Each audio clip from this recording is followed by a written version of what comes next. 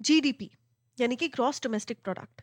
इसका मतलब होता है एक कंट्री एक साल में कितने overall goods and services produce कर रही है, उनका सम टोटल।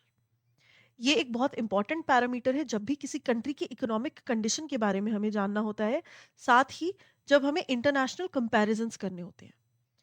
सो एंगस मेडिसन, जो कि एक बहुत ही प्रोमिनेंट इकोनॉमिस्ट थे, उन्होंने एक डेटाबेस दिया जिसमें उन्होंने बताया कि 1600 एडी में सिर्फ इंडिया और चाइना मिलकर वर्ल्ड में प्रोड्यूस होने वाला ओवरऑल जीडीपी का 52% कंट्रीब्यूट कर रहे थे। That is more than half was produced by just these two countries.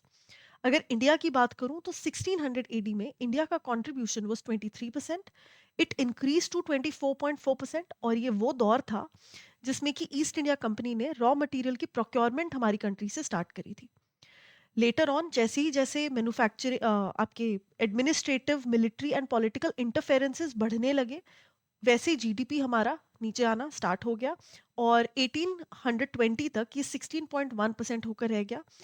और जैसे ब्रिटिश क्राउन पीरियड खत्म हुआ, that is when we got our independence in 1947, ये जीडीपी फॉल डाउन कर गया टू 3%।